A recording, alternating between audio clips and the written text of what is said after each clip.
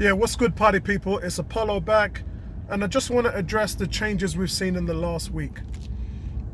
The changes we've seen in the last week are 7 days ago, I made a video and I said what needs to be done is justice. These people have to be brought in front of a court of law and sentenced and judged for their crimes. That's what I wanted. That's what everybody wanted. And what we've seen is we've seen all 4 officers in the death of George Floyd be prosecuted. And those terms have been second-degree murder, and the other 3 are accomplices to that murder. All of that's been done.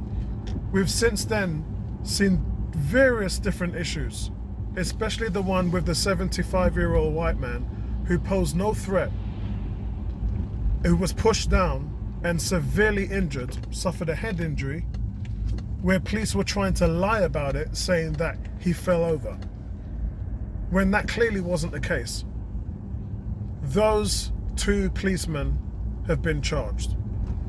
So what we're seeing around the world now is accountability. It's not all happening, yeah? Let's be fair. I've been seeing some video shots of some people getting beaten up and some people getting mistreated. London, yeah? London, yesterday, where horses were charged into protesters.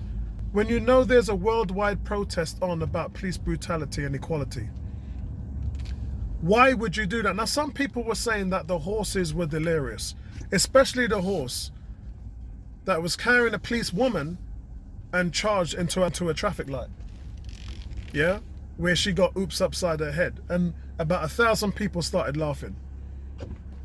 Now, this is not what we want. We want to be able to work together with the police. We don't want instances where there's unrest and rioting and looting. That's not what black people are all about. One of the footballers who plays for the LA Galaxy, his wife went on the rampage on Instagram and got him sacked. She was talking about how black people, that they were thugs. She even said, instead of Black Lives Matter, she said Black Nikes Matter because of all the looting.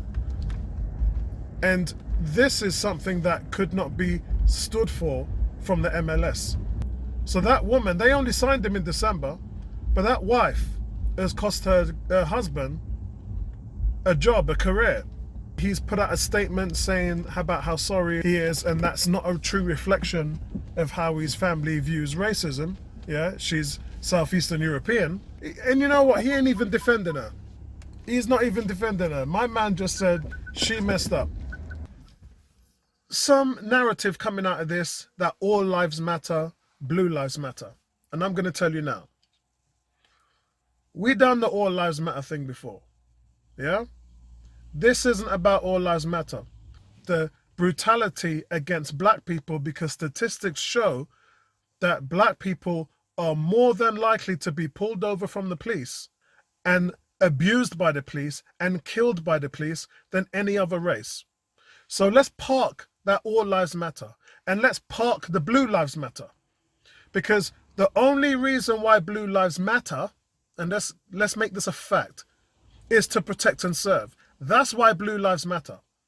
Blue lives only matter to do 2 things: protect the people and serve the people.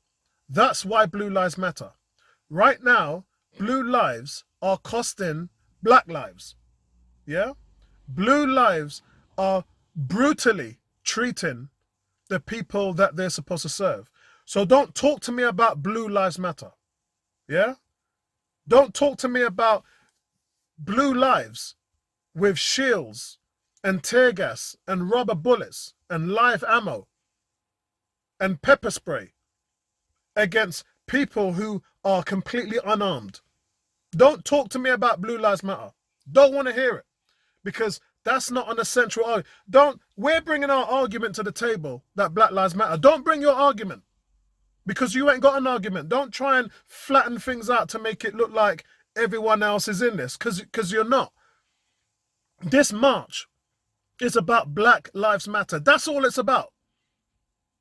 That's all it's ever been about.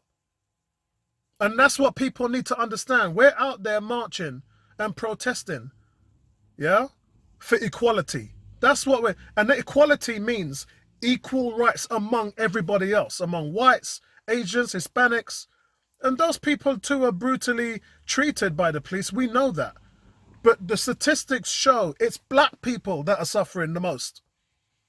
We at the bottom, yeah? We're at the bottom of the pecking order. The march is for us to be heard and understood. Yeah? You have had plenty of time to talk about how much your lives matter.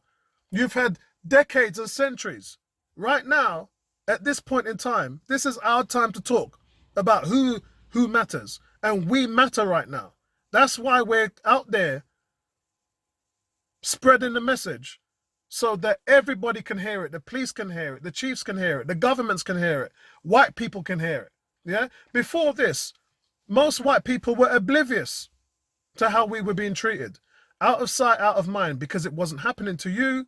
And look, I'm not going to be hard on you for that, because what you've done in the last 3 or 4 weeks has shown that you do care and that you are willing to support us. And this is the one thing that that Malcolm, yeah, Martin Luther King, the Black Panthers, none of them ever had what we had right now. And that is the support of our white brothers and sisters. So right now, the case of the matter is that we matter as much as you do. And the privileges that you have and the support that you have and the protection that you have is something we don't have. And that is something that we want. We work, we pay our taxes just like you do. Yeah? Our money goes to the same place your money goes to. It pays for all of the services, ambulance, fire, police. We want what we pay for. We want the protection, yeah, that white people have, that they pay for just as well as we do. Because we're owed that protection and we're not getting it.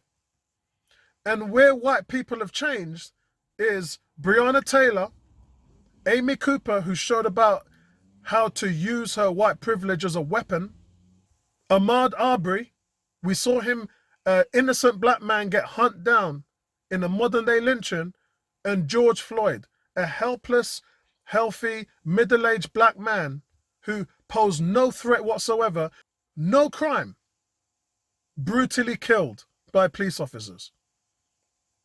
That is what white people have seen.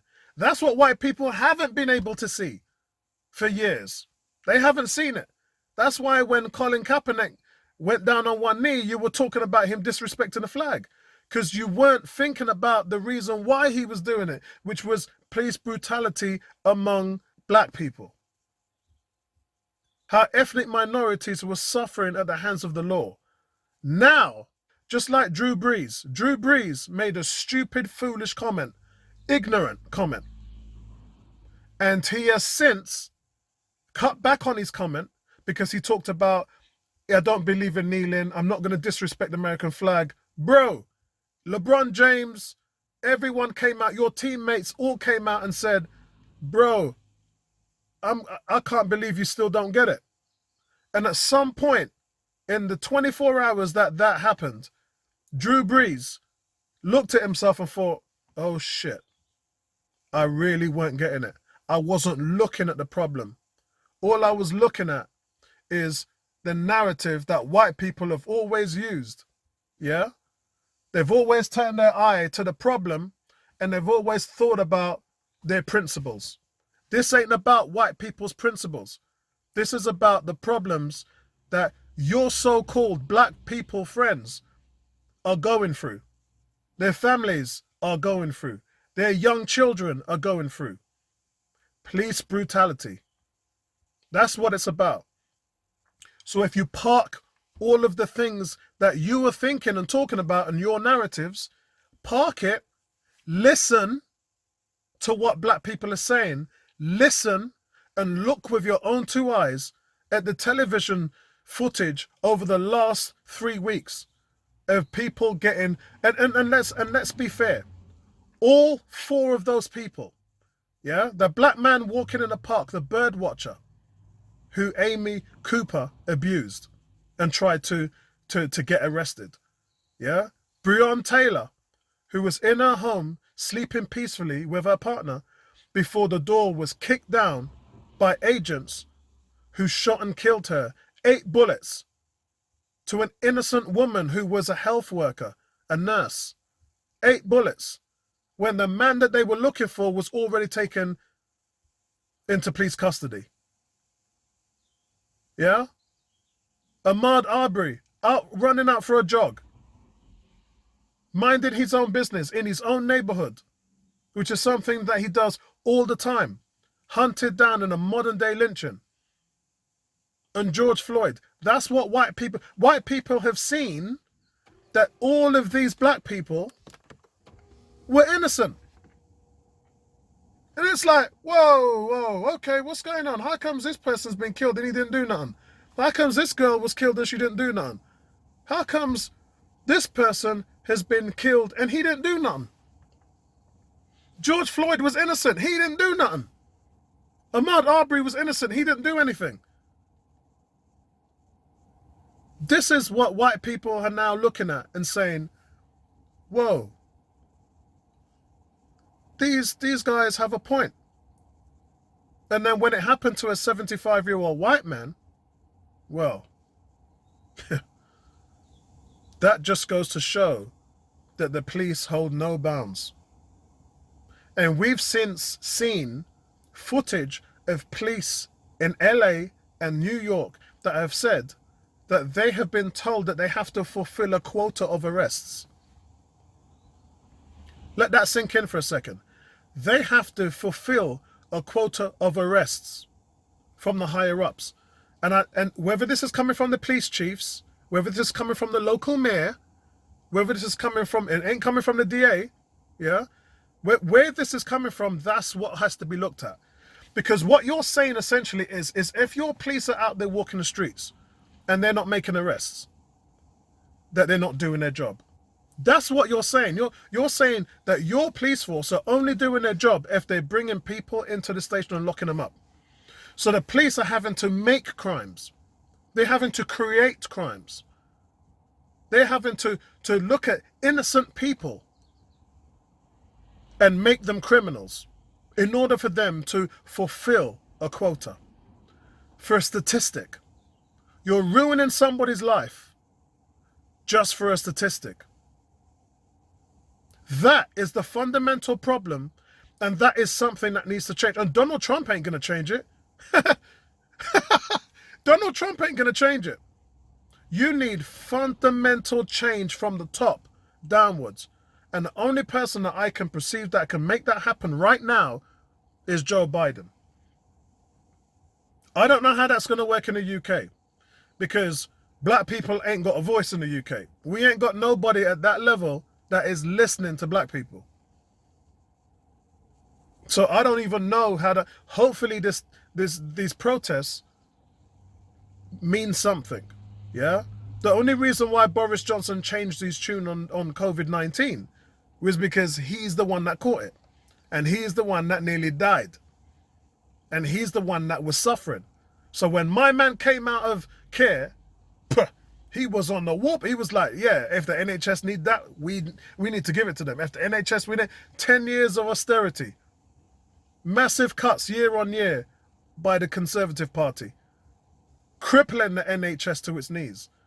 And Boris was singing at the top of the mountain about fixing shit. Yeah? Well, listen, let's see how that plays out. You're still on the clock, Mr. Johnson. You're still on the clock, my friend. But I just want to say thank you to all those people who have shown their support for Black Lives Matter, yeah?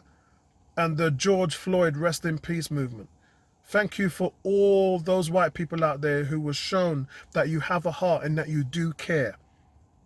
Because that's what we've needed for decades and decades and decades. We've needed you to stand up and fight next to us. Because we want to be viewed and looked at just the same as you are in society. We want to be respected as a people. We want to have the same job opportunities. We want to have the same services in terms of the protection that you have. Yeah? We want to be equal among our white brothers and sisters. That's all. Ain't nobody asking for anything more. Yeah? We're asking just for what other people are already getting. That's it. Peace. Right back at you. Hashtag stay home. Hashtag with me. Hashtag Black Lives Matter. And I'm out.